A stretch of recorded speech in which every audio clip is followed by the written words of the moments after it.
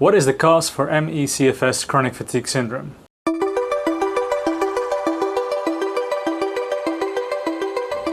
This is a question that got me going for like 4.5 years.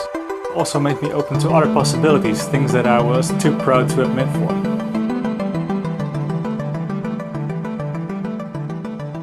When I recovered, initially, my first time I recovered, I managed to reverse the recovery instantly almost when I got back to society.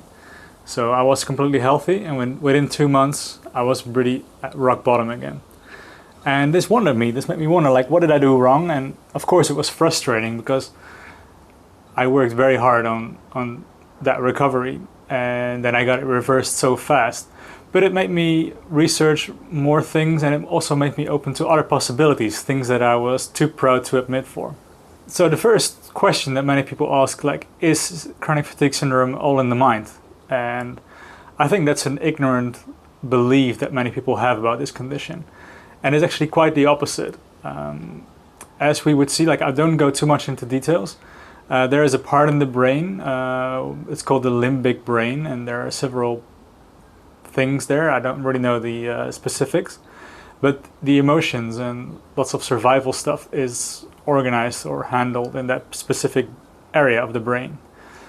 And this area is where what we call the body-mind. And the body-mind handles our emotions, but also the decisions, what we think we are making, the unconscious decisions, and also our symptoms for when we have chronic illness.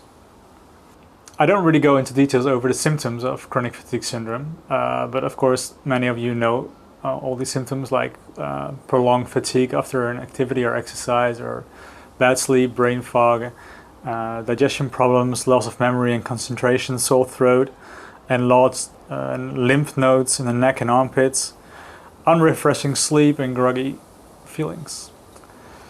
But these are the initial symptoms, but then it can go worse because it results in a vicious cycle where the quality of sleep is decreasing every day, and therefore you feel the need to retreat from society and be on your own. Maybe you go working part-time, or maybe you stop all your social life, and this is a thing that only makes things worse.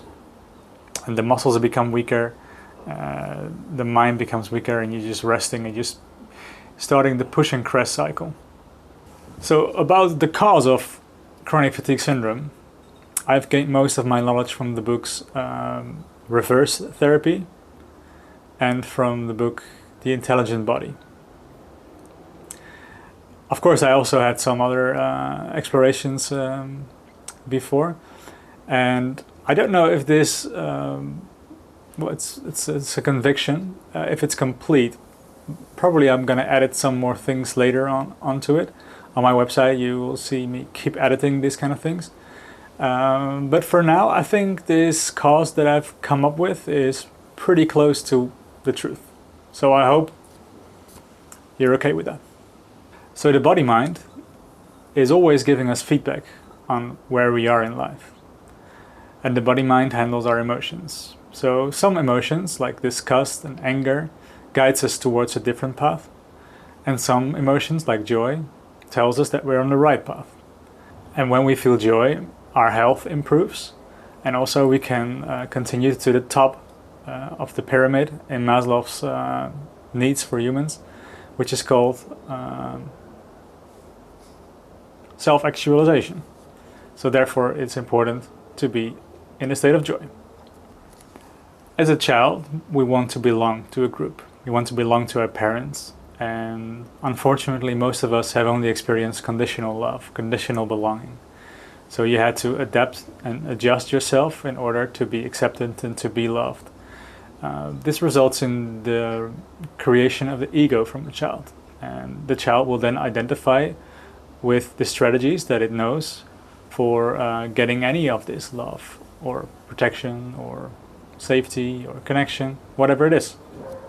And children will always be loyal to their parents and their groups of society. So even when their body-mind is giving signals that they're not on the right path, because they are such fragile beings, they choose to ignore these signals, and they think there must be something wrong with them.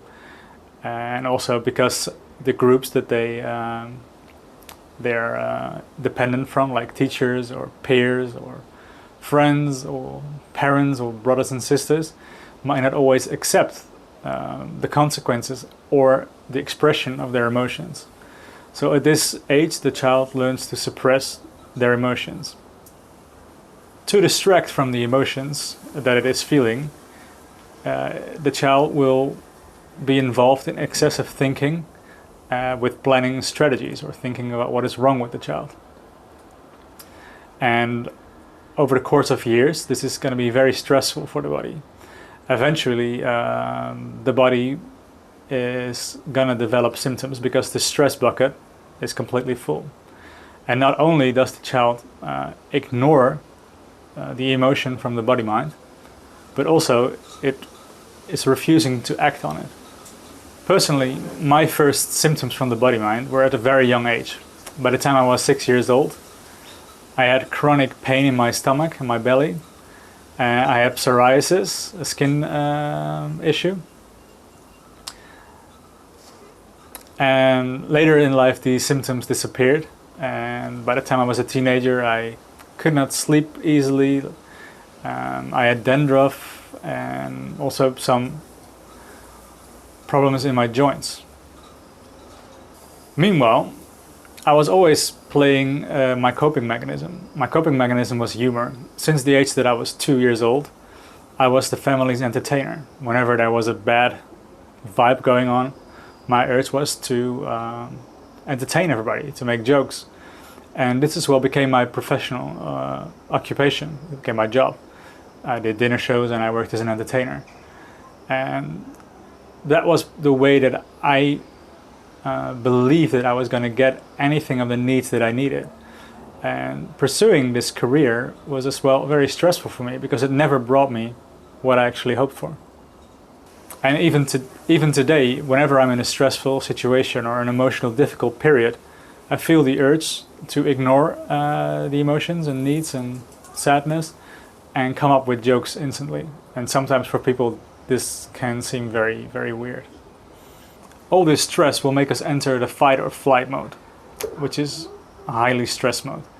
Within the fight or flight mode, most energy of the body is going into muscles and clear thinking, to either flight or flight. Less energy is going into, for example, the digestion of the body.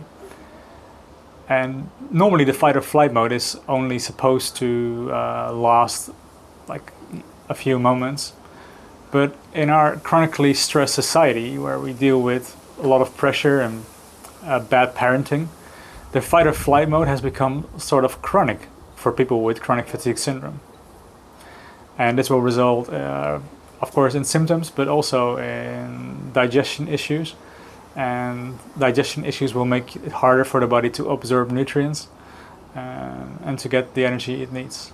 And over a period of time when you're longer in the fight or flight mode, the immune system will become weaker, and this will allow dormant viruses like Epstein-Barr to become active again and make us even more tired. Almost everybody with chronic fatigue syndrome or even fibromyalgia or most other autoimmune diseases are reporting a highly stressful event as the cause of their extreme symptoms. This could be, for example, a loss, the end of a relationship, an accident, surgery, or, well, I don't know any more examples right now. And this causes me to believe that chronic fatigue syndrome is also an autoimmune disease. And what you see with autoimmune diseases is that they treat it with prednisone. And prednisone is a synthetic version of cortisol. And cortisol is the stress hormone. This also makes me believe stress has got a lot of things to do with it. And the body doesn't make enough cortisol anymore when the adrenals are depleted, which is another indication of stress. As adults, we're still using the same coping mechanisms to avoid our emotions. This is what we have learned from our childhood. And the denying your own emotions can only happen when the child has learned that they are not valid, that they are unworthy. And by them, I mean both the child itself and the body-mind with its symptoms and emotions. This adult will still be looking for the same things that it was needing as a child. It will still go looking for safety, connection, love, belonging, and all these kind of things that a child needs. And engaging in all these coping mechanisms is again very stressful for the body. The body will, the body mind will create more signals that we're not on the right path. And usually this goes in the form of an emotion. But since we are really good at blocking emotions, the body mind has no other option than to create bodily symptoms. And the body mind really doesn't care about your career, your status quo, or your knowledge, or your looks, your muscles, your money. It really doesn't care about it. What it really wants is for you to be joyful, for you to be happy, for you to be healthy. This way, our survival as a species and of you is guaranteed. So eventually, you have your symptoms of fatigue. And this might make you withdrawn from society. But as our body mind doesn't want us to withdraw from society, it wants us to withdraw from our coping mechanisms, and it wants us to engage in what we actually need. It wants us to have connection. It wants us to have love. And the coping mechanisms that we have learned in life are not bringing what the body mind wants. So by withdrawing yourself from life, you're actually going to make your symptoms worse. At a certain point, when things are get real bad and your sleep is really bad, you're also going to expect your symptoms. And by that, you're also going to create and worsen them. And things like that you can reverse with NLP techniques like the lightning process. But if you, however, choose to suppress your whole symptoms with this technique, you can do it for a while. But after a while, the body mind still has the same issues. And then it will make even worse. Then the symptoms will get even worse. Lots of people report panic attacks. And to observe my strategies, to admit that the symptoms that I have are psychosomatic as well, and that I am making it worse by not listening properly to my body, that I don't have any boundaries because I was always going over it. And that my ego was actually making me ill. My ego is my behavior that I identified with. So it's pretty painful to reverse everything. But it's a pretty rewarding path. So if you'd like to know more about all these kind of things, you can visit my website. And I also have a page for treatments, things that I think that work for me pretty good. And for example, there was a few techniques that I applied of not pressuring myself that much when I felt pressure, but I wasn't aware of being pressured. My body started shaking for 3 days. I couldn't sleep anymore. I thought things are getting worse. And then on day 4, I slept again for a few hours, and I woke up without any symptom. That's how fast it can go. So when you're on the right path of healing, it will go pretty fast. So if you like this content, please subscribe to my YouTube channel, and I like to grow it a little bit more so that I can reach more people. So thank you very much for that, and leave a comment or don't. Okay, bye.